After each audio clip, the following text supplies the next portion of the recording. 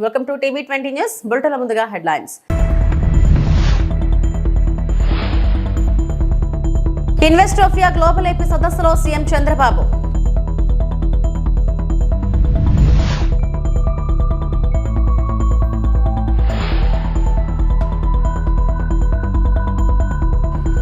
తోతాపురి మామిడి రైతులకు శుభవార్త. కేంద్రం నుంచి 130 కోట్ల reimbursement.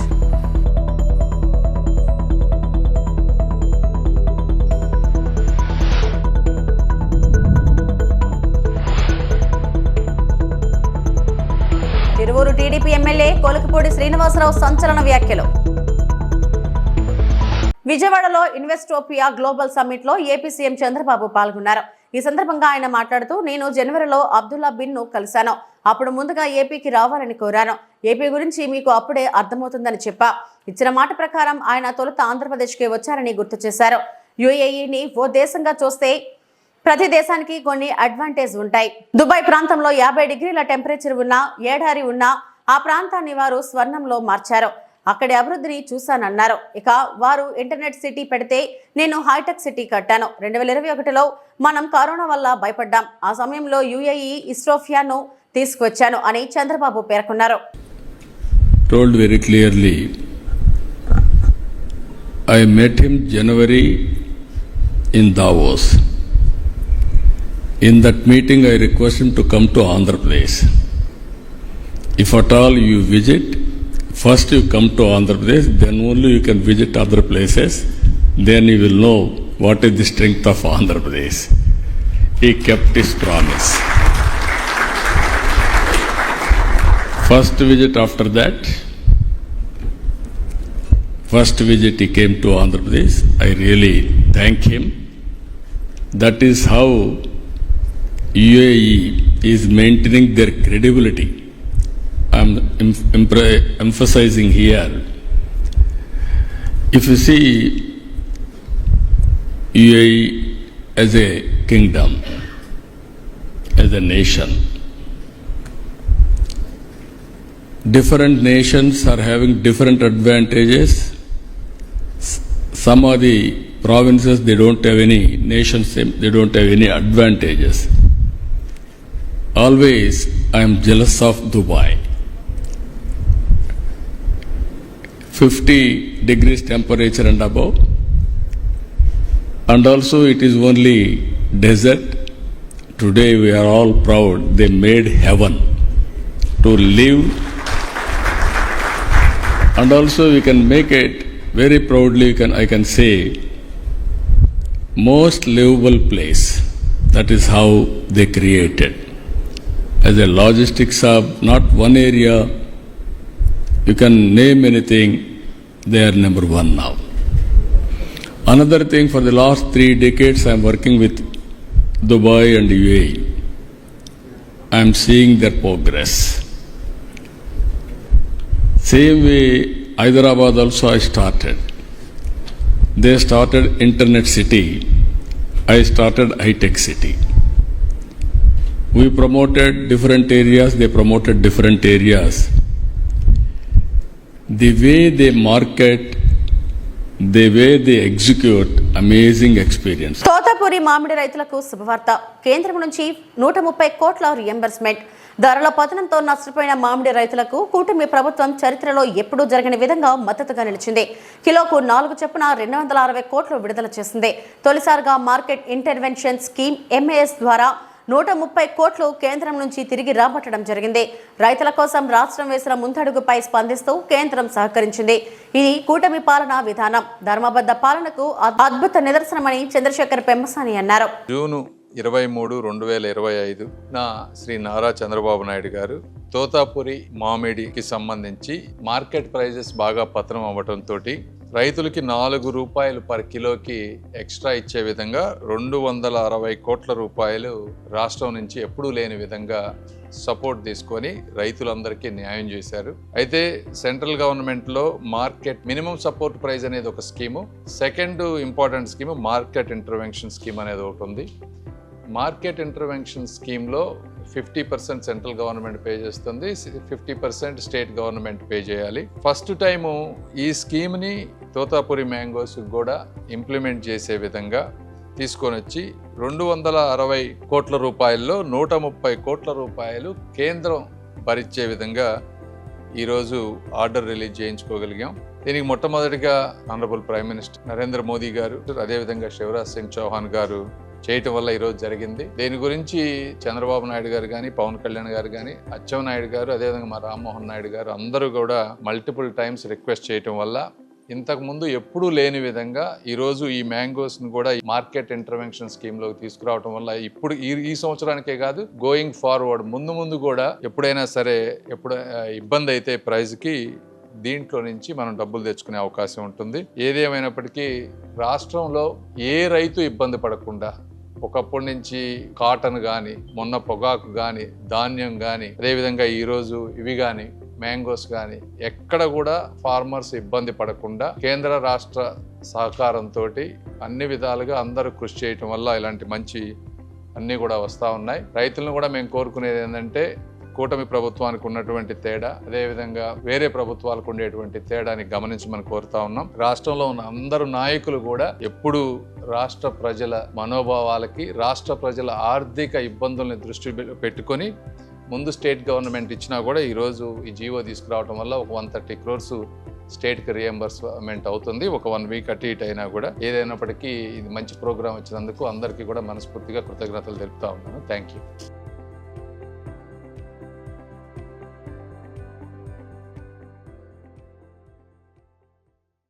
Tiruvuru TDP MLA Kolukapudi Srinivasarao సంచలన వ్యాఖ్యలు. తిరువూరులో కమిషన్ల కోసం యథేచ్ఛగా గంజాయి అమ్మిస్తున్న పోలీసులు. గతంలో గంజాయి కేసుల్లో పట్టుబడి ఇప్పుడు వేరే పనులు చేసుకుంటున్న వారిని పిలిపించి మళ్ళీ గంజాయి ఊపిలోకి దించుతున్న పోలీసులు.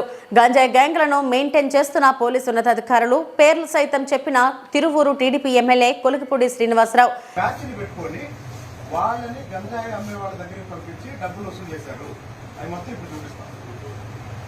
ఇదే బ్యాచ్ ఇప్పుడు రామకృష్ణన్ ఎవరైతే కొట్టారో అదే బ్యాచ్ ఈరోజు తిరువూరు టౌన్ లో గంజాయి అమ్ముతుంది ఎవరో మీకు తెలుసు. ఎస్ఐ ఒక గ్యాంగ్ ని పెట్టుకొని తిరువూరు టౌన్ లో గంజాయి అమ్మిస్తున్నాడు. ఎస్ఐ సత్యనారాయణ ఎవరో పాత రోజుల్లో పాత ప్రభుత్వంలో గంజాయి అమ్ముతూ దొరికి ఇప్పుడు మామూలు పని చేసుకుంటున్న వాళ్ళని, పాత కేసుల్లో ఉన్న వాళ్ళని ఇప్పుడు పిలిపించి మీరు గంజాయి తీసుకురావాలి, భద్రాచలం నుంచి మీరు గంజాయి అమ్మాలి, మీరు అమ్మి మాకు డబ్బులు ఇవ్వాలని వాళ్ళని ప్రజెంట్ చేశారు. ఒక వ్యక్తి ఇంటికి వెళ్ళి వాళ్ళ అమ్మ బంగారం తాకట్టు పెట్టి 1.5 లక్షలు తీసుకొచ్చారు. శ్రీకాంత్ అనే వ్యక్తి. శ్రీకాంత్ ఇంటి పేరేంటి? సుగ్గల శ్రీకాంత్. తిరువూరులో గంజాయి బ్యాచ్ కూడా బయటికి రావాలి.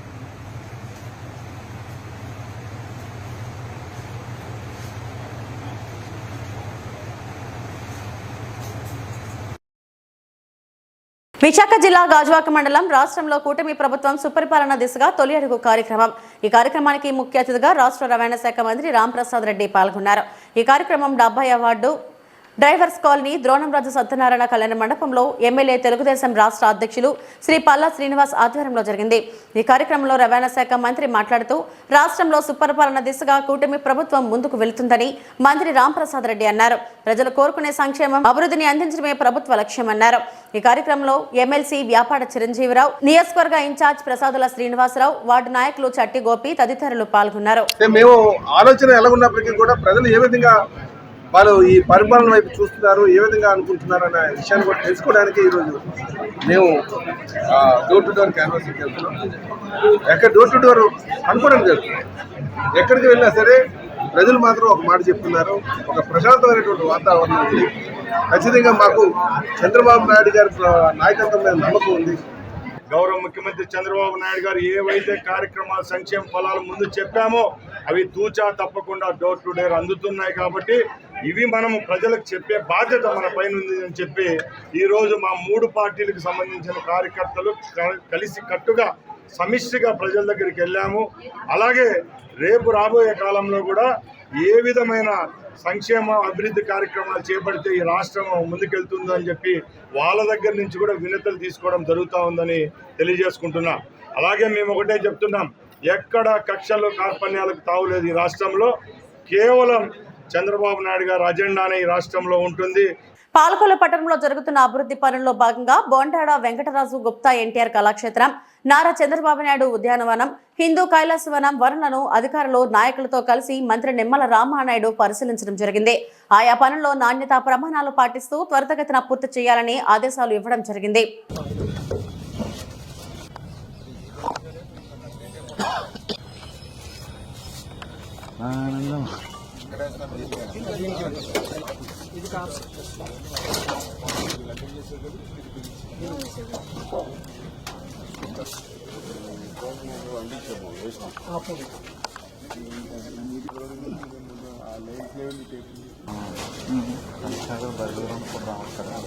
పాలకొల్లు పట్టణానికి సంబంధించి గత 5 సంవత్సరాల పాలనలో ఏవైతే కొన్ని నిర్లక్ష్యానికి గురై కనీసం మెయింటెనెన్స్ కూడా లేకుండా నిలిపేసినట్లు పనులు ఏవైతేనే 1 by 1 ఒక్కొక్కటి క్లియర్ చేసుకుంటూ ఒక అంబేద్కర్ భవనం కానీ, ఒక గౌడశెట్టిపల్లి భవనం కానీ, ఒక ముస్లిం షాదీఖానా కానీ, ఒక ఎన్టీఆర్ టిప్పు ఇల్లు కానీ, ఒక ప్రభుత్వ ఆసుపత్రి కానీ, ఒక ఎన్టీఆర్ బొండాడు వెంకటరాజు గుప్తా కళాక్షేత్రం కానీ, ఒక చంద్రబాబు నాయుడు ఉద్యానవనం, doctor Abdul Kalam health park, ఒక హిందూ బరిల్ గ్రౌండ్ కైలాసవనం, ఇట్లా అన్ని పనులను కూడా ఎప్పటికప్పుడు పర్యవేక్షణ చేసుకుంటూ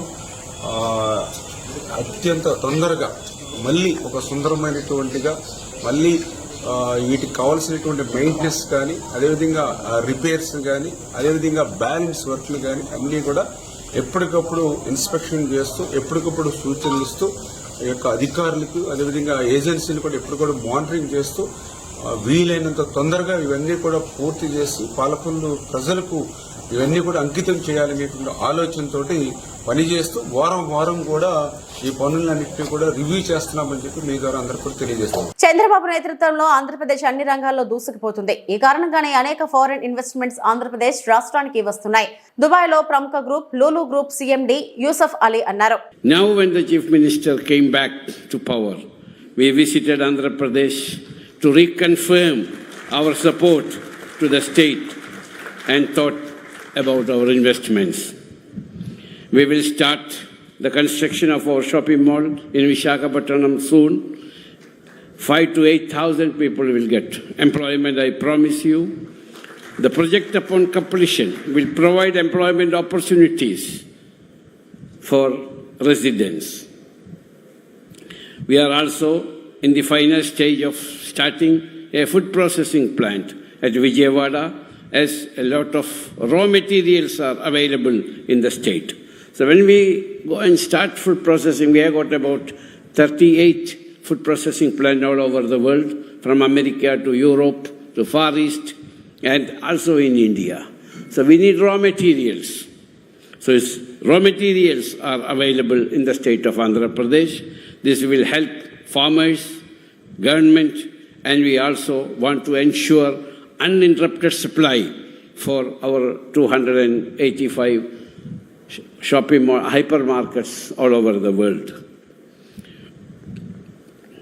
తెలంగాణ ప్రభుత్వం ప్రజాపాలన ప్రగతి బాట నూతన రేషన్ కార్డుల పంపిణీ పంకపేట మండలానికి మంత్రి doctor Anasuya Seethakka, Mulugu market chairman Rekha కళ్యాణిని ఆహ్వానించిన గుమ్మడి సోమయ్య ధర ములుగు జిల్లా మంకపేట మండలంలో రైతు వేదిక నిర్వహించిన నూతన రేషన్ కార్డుల పంపిణీకి ప్రత్యేకంగా తెలంగాణ రాష్ట్ర పంచాయతీరాజ్ శాఖ మంత్రివర్యులు, స్త్రీ శిశు సంక్షేమ శాఖ మంత్రివర్యులు డాక్టర్ సీతక్క చేతుల మీదుగా నూతన రేషన్ కార్డులను పంపిణీ చేశారు.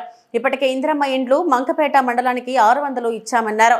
ఇంకా అర్హులైన అందరికీ ఇందిరమ్మ ఇల్లు ఇస్తామని మంత్రి సీతక్క అర్హులైన అందరికీ రేషన్ కార్డులు పంపిణీ చేశారు. ఈ కార్యక్రమంలో ములుగు జిల్లా joint collector Mahender G, Mulugu జిల్లా అధికారి యంత్రం, కాంగ్రెస్ పార్టీ నాయకులు, మంగపేట మండల తహసీల్దార్ తదితరులు పాల్గొన్నారు. కాబట్టి మా అక్కలందరికీ ఒకటే తెలియజేస్తా ఉన్నా, మహిళా సంఘాలలో లేని వాళ్ళందరూ మహిళా సంఘాలలో చేరండి. మహిళా సంఘాలలో చేరడం మూలంగా మీకు వడ్డీ లేని రుణాలు వస్తాయి. ఎవరైనా దురదృష్టవశాత్తు మన అక్కలు ఎవరైనా సంఘంలో ఉన్న సభ్యురాలు చనిపోతే, యాక్సిడెంట్ అయ్యో, కరెంట్ షాక్ కొట్టో, పాము కొట్టో చచ్చిపోతే ఆమె మన సభ్యురాలు కాబట్టి ఆమెకు 10 లక్షల రూపాయలు ఆమె కుటుంబానికి ఇస్తా ఉన్నాము. మొన్న మన ములుగు జిల్లాలో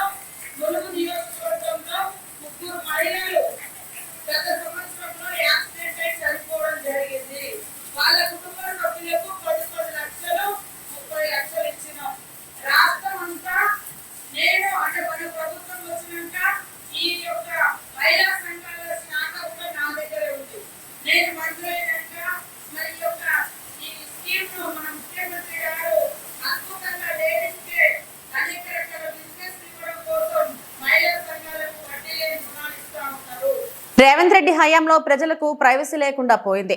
ఫోన్ ట్యాపింగ్ మీద నాకు నోటీస్ రాకముందే వారం కిందట నోటీస్ వస్తుందని ఆంధ్రజ్యోతి పత్రిక ముందే రాసింది.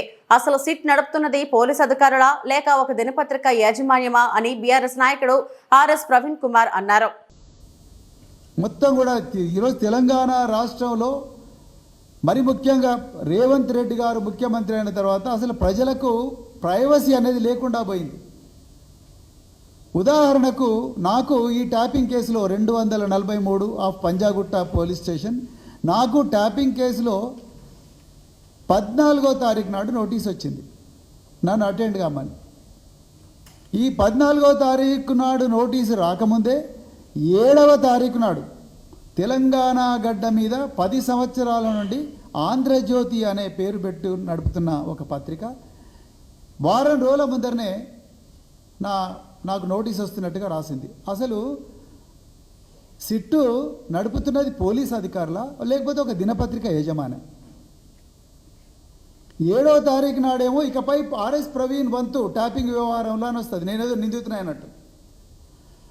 అదేవిధంగా 14వ తారీఖు నాడు నాకు నోటీస్ వస్తుంది. నేను సిర్పూర్ కాగజ్ నగర్లో ఉన్నా. మళ్ళీ ఒక వారం రోజులకు ఆర్ఎస్ ప్రవీణ్కు మళ్ళీ 2వ నోటీసు. అంటే ఈ రన్నింగ్ కామెంటరీ ఇంత కీలకమైన కేసులో ఈ రన్నింగ్ కామెంటరీ ఇస్తున్నది ఎవరు? రేవంత్ రెడ్డి కాకపోతే ఇంకెవరిస్తారు ఆ పత్రికా యాజమాన్యానికి? నేను ఇవాళ మళ్ళీ ఒకసారి రిపీట్ చేస్తున్న పోలీసు ఉన్నతాధికారులకు, మీరు ఈ రేవంత్ రెడ్డి గారి రాక్షస ఆనందానికి మీరు బలవుతున్నారు. దయచేసి జాగ్రత్తగా పనిచేయండి, చట్ట ప్రకారం మాత్రమే పనిచేయండి. ముఖ్యమంత్రి గారి అక్రమ ఆదేశాలను, దౌర్జన్యపర విధానాలను వీటిని దయచేసి అడ్డుకోండి. ఎవ్వరు కూడా ఎల్లకాలం ఒకటే పార్టీ అధికారంలో ఉండదు. అనకాపల్లి జిల్లా నర్సీపట్నం వైఎస్ఆర్ కాంగ్రెస్ పార్టీ విస్తృత స్థాయి సమావేశం. వైసీపీ అధికారంలోకి వచ్చిన నెలలోనే వడ్డీతో సహా తిరిగిచ్చేస్తాం. మాజీ ఎమ్మెల్యే గణేష్, మాజీ ఎమ్మెల్యే పెట్ల ఉమాశంకర్ గణేష్ ఆధ్వర్యంలో నర్సీపట్నం మున్సిపాలిటీ వైఎస్ఆర్ కాంగ్రెస్ పార్టీ విస్తృత స్థాయి సమావేశం నిర్వహించారు. ఈ సమావేశంకు మున్సిపాలిటీలోని పలు వార్డులలోని వైసీపీ ముఖ్య నాయకులు, కార్యకర్తలు హాజరయ్యారు. ఈ సమావేశంలో మాజీ ఎమ్మెల్యే గణేష్ మాట్లాడుతూ వైసీపీ పార్టీ అధినేత మాజీ ముఖ్యమంత్రి వైఎస్ జగన్మోహన్ రెడ్డి పిలుపు మేరకు నియోజకవర్గంలో వైఎస్ఆర్ కాంగ్రెస్ పార్టీ విస్తృత స్థాయి సమావేశం నిర్వహించడం జరిగిందన్నారు. కూటమి ప్రభుత్వం ఎన్నికలకు ముందు ఇచ్చిన హామీలను అమలు చేయలేకపోవడంతో బాబు షూరిటీ మోసం గ్యారంటీ అనే నినాదంతో ప్రజల్లోకి తీసుకువెళ్తామని అన్నారు. వైఎస్ జగన్మోహన్ రెడ్డికి మళ్లీ ప్రజల్లో ఆదరణ పెరుగుతుందని భయంతో తల్లికి వందనం ఇచ్చారని అన్నారు. అయితే పూర్తి స్థాయిలో లబ్ధిదారులకు అందలేదన్నారు. వైసీపీ ప్రభుత్వంలో అమ్మఒడి 15,000కు 13,000 చేశారని ఓదరగొట్టిన కూటమి ప్రభుత్వం మరి ఇప్పుడు ఎందుకు తల్లికి వందనం 13,000 వేశారని మిగిలిన 2,000 రూపాయలు ఎందుకు వేయలేదని ప్రశ్నించారు. ఈ కార్యక్రమంలో municipal chairperson Bodapati Subbalakshmi, YCP పట్టణ అధ్యక్షులు ఏకా శివ, మున్సిపల్ వైస్ చైర్మన్లు కోరేటి రామకృష్ణ, తమరణ, అప్పలనాయుడు, వైసీపీ అనకాపల్లి జిల్లా ఉపాధ్యక్షులు చింతకాయల సన్యాసి పాత్రుడు తదితరులు పాల్గొన్నారు. చాలా మంది మొహమాటంతో చేయట్లేదు, ఒకసారి ఎందుకు కూడా బయట తీయాలి. దయచేసి ఒక ఫార్మేట్ కూడా ఇచ్చారు మనకి, మరి ప్రతి వార్డులో కూడా ఈ ఫార్మేట్ ఉంది. అదేంటంటే చంద్రబాబు మోసాల వల్ల మీకు కలిగిన నష్టం అంతా అని చెప్పి ఒక వార్డుకి 10 మంది ఇలాంటి ఫామ్స్ కూడా మీకు ఇస్తామండి. ఈ ఫామ్స్ 10 మంది అంటే నష్టం అంటే ఏంటంటే ఈ సంవత్సరకాలంలో ఎక్కడ ఇవ్వలేదు, నిరుద్యోగులు ఇవ్వలేదు, తల్లికి వంద ఇవ్వలేదు, ఆడబట్టినది ఇవ్వలేదు, అన్నదాతసుకి ఇవ్వలేదు, దీపం. అంటే చంద్రబాబు ప్రభుత్వంలో గత సంవత్సరం ఎంత నష్టపోయారు అనేది కూడా మనకు తెలియాలి కనుక వార్డుకి 10 మంది చొప్పున మీరు చేయాల్సిన అవసరం ఉందని చెప్పి సందర్భంగా మరి తెలియపరుస్తూ, అలాగే కొన్ని మన వార్డు కమిటీలు కూడా వేసుకున్నాం. ఇప్పటికే మరి వార్డు కమిటీలు కూడా కొన్ని పెండింగ్ ఉంది, అవి కూడా కొంచెం తొందరగా మరి చేయాలని చెప్పి సందర్భంగా తెలియపరుస్తూ, మరి ముఖ్యంగా చెప్పాలంటే మరి 5 సంవత్సరాలకు కూడా చాలా వ్యతిరేకత రావడం జరిగింది.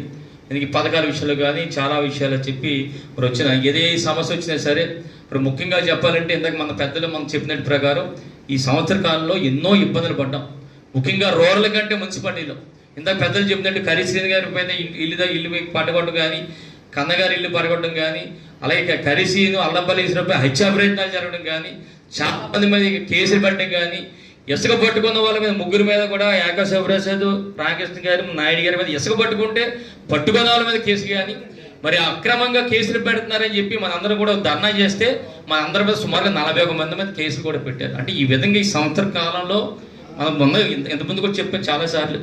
మనం ఎందుకంటే 2019 నుంచి 2024 వరకు మనం ఎమ్మెల్యేగా ఉండే అధికారులు ఉన్నప్పుడు కూడా మనం ప్రశాంతంగా మన పథకాలను చేసేవాళ్ళం. ఎప్పుడైతే అయ్యన్న పాత్రుడు మన జగన్మోహన్ రెడ్డి గారిని తిట్టడం మొదలెట్టాడో అప్పటి వరకు కూడా నేను ఎవరిని తిట్టివ్వండి కదా, నాకు తిట్లు కూడా రావు. గుడివాడ ఉచితంగా హోమియో వైద్యం చేసే హాస్పిటల్ ఇదే. భారతదేశం అంతటా 26 ప్రభుత్వ హోమియోపతి రీసెర్చ్ సెంటర్లు ఉన్నాయి. వీటిలో ఒకటి కృష్ణా జిల్లాలోని గుడివాడ టాప్ 2వ స్థానంలో నిలిచింది. ఇక్కడ అన్ని రకాల వైద్య సేవలు ఉచితంగా చేస్తారు. వ్యక్తి ఆరోగ్య పరిస్థితిని బట్టి అనుభవం కలిగిన వైద్యులు హోమియోపతి మెడిసిన్ ఇస్తారు. ఈ మందులతో శాశ్వత పరిష్కారం లభిస్తుందని వైద్యులు చెబుతున్నారు. ప్రజలు ఇక్కడి సేవలను వినియోగించుకోవాలని కోరారు.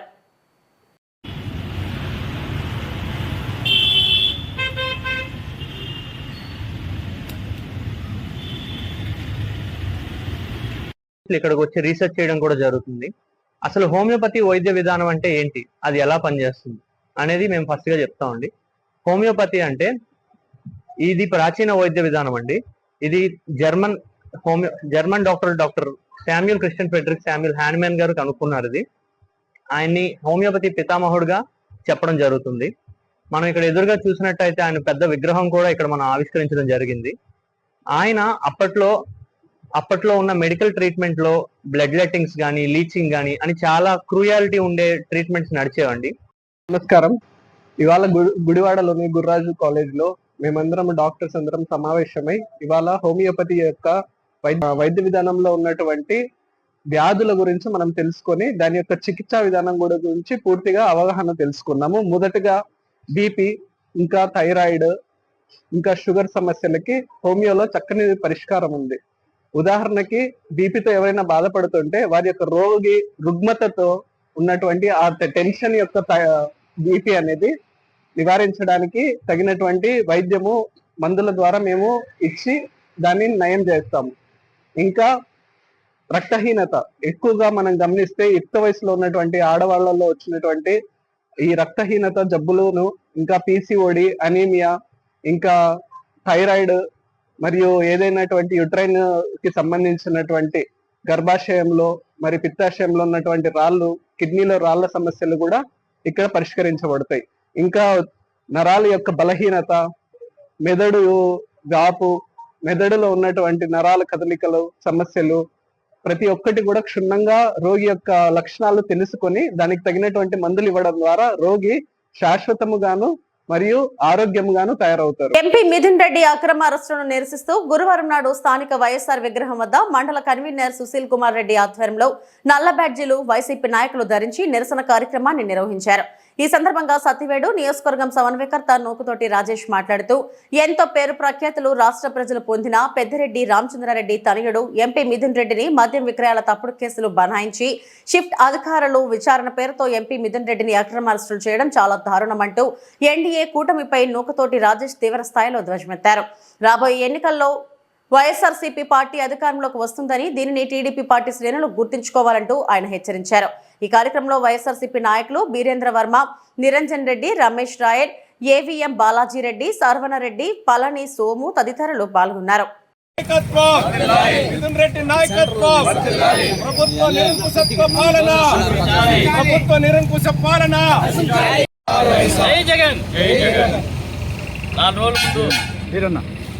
ఒక తప్పుడు కేసుని మా మిథున్ రెడ్డి గారి మీద పెట్టి లిక్కర్ కేసు అనే ఒక కేసుని పెట్టి సిట్టు విచారణకి అని పిలిచి తన్ని విచారించి లాస్ట్లో మిమ్మల్ని అరెస్ట్ చేస్తున్నామని అర్ధరాత్రి పూట ప్రకటించి ఆయన మీద కేసు పెట్టడం జరిగింది.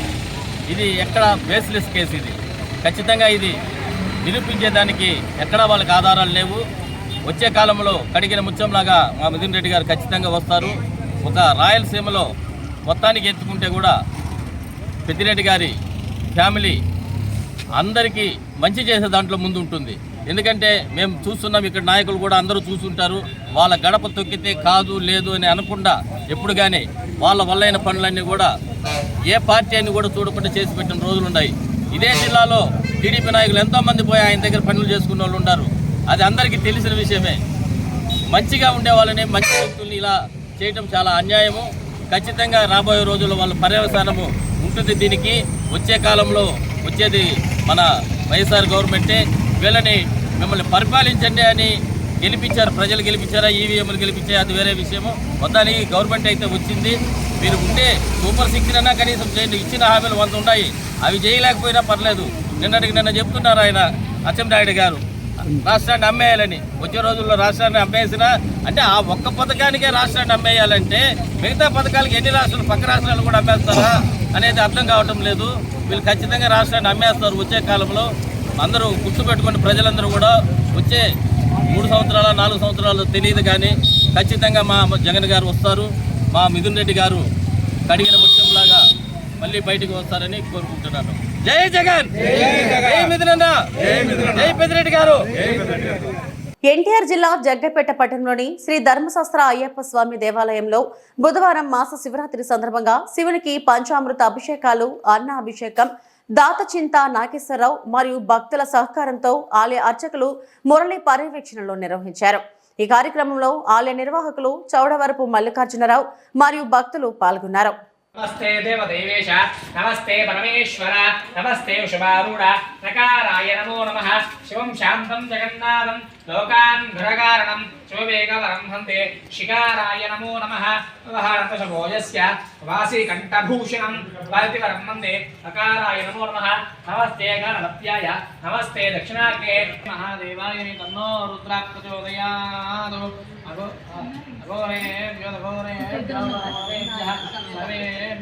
सर्वेभ्यो नमस्ते अस्तु श्री रुद्रारूपेभ्यः अघोरेभ्यो सर्वेभ्यो सर्वेभ्यो नमस्ते अस्तु रुद्रारूपेभ्यः. तत्पुरुषाय विद्महे महादेवाय धीमहि तन्नो रुद्रः प्रचोदयात्. तत्पुरुषाय विद्महे महादेवाय धीमहि तन्नो रुद्रः प्रचोदयात्. आद्यायनाय विद्महे कन्याकुमारी धीमहि तन्नो दुर्गे प्रचोदयात्.